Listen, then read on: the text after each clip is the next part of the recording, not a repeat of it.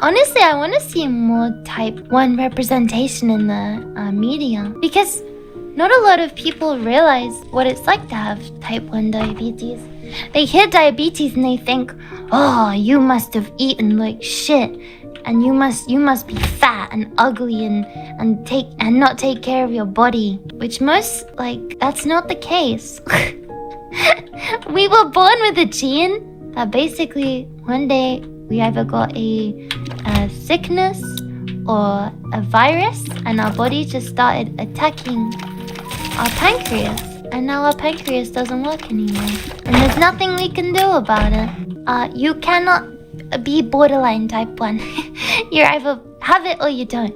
Type 2, you can be borderline type 2. But even type 2, it's sad to think that people still have a bad stigma around it, because I had a friend at my old job, and she used to be super skinny and she used to go to the gym all the time, but she just smoked a lot of cigarettes.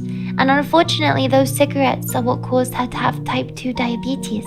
But luckily, she took her medication, she sorted out her diet, and she managed to reverse her type 2 diabetes. They think that my type 1 was caused by a virus when I was a kid. It's just kind of what sets it off. You can reverse it? You can reverse type 2. It's really hard. It's not easy. But type 2 is reversible. Type 1 is not reversible, which is the type I have, typical. But type 1 is not reversible because it's basically your pancreas is dead. So the main difference between type 1 and 2 is type 1, you caught a virus that told your body to attack your pancreas because something in your genetics was not wired correctly, which is why type 1 is genetic, because you can pass on that gene, that faulty gene. And so what happens is the cells in your body that are supposed to fight the virus end up fighting your pancreas instead. And they basically eat all of the enzymes that help you control your glucose levels. So basically, if you have type 1, you don't have a working pancreas anymore. Your pancreas still releases emotions, still releases some enzymes that control your emotions. But even that is faulty, which is why sadly a lot of people with type 1 also experience mental health problems, because the hormones are not quite fully working as they should be. And then people with type 2, from all sorts of reasons, it can be from a bad diet, from not taking care of your health, from eating the wrong foods, even with a good diet, drinking lots of alcohol.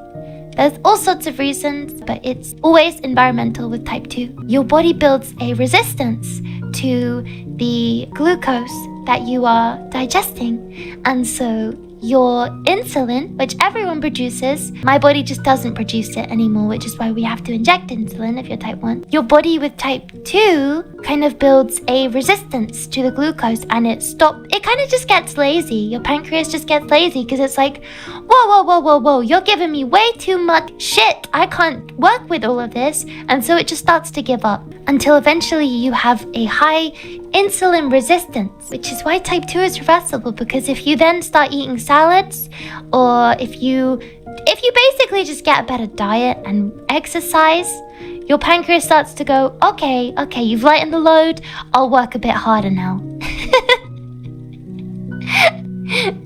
So then you can reverse it and go back to normal if you just take care of yourself for a while. But unfortunately, my pancreas is now deaded.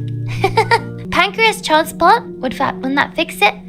Yes, it would actually. If I got a pancreas transplant, I would no longer be type 1 diabetic. There is a chance of it happening again, because obviously that gene is in my body. And so if I was to catch a virus, it could happen again. But a pancreas transplant does fix it, because if you have a new pancreas, it will have the enzymes in it to break down glucose. But my pancreas doesn't work anymore.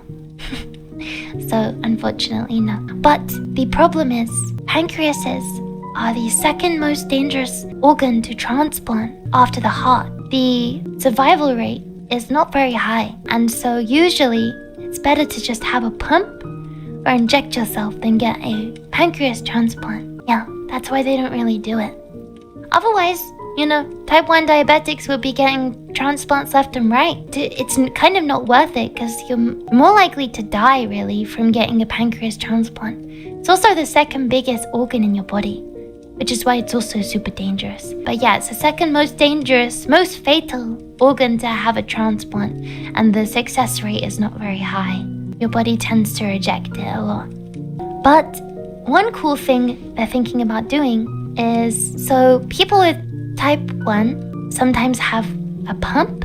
I don't have one because I don't really want one.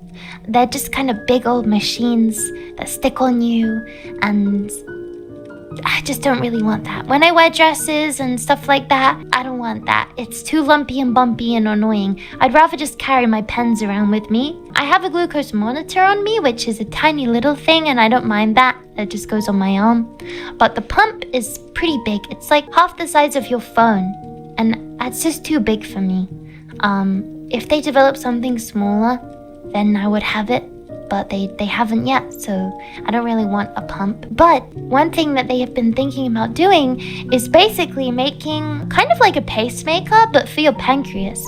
So you would have an artificial pump inserted into your pancreas, or on top of your pancreas, that would release the insulin automatic. So yeah, they're thinking of basically making people with type 1 diabetes cyborgs. So if that comes out, then I'll get that.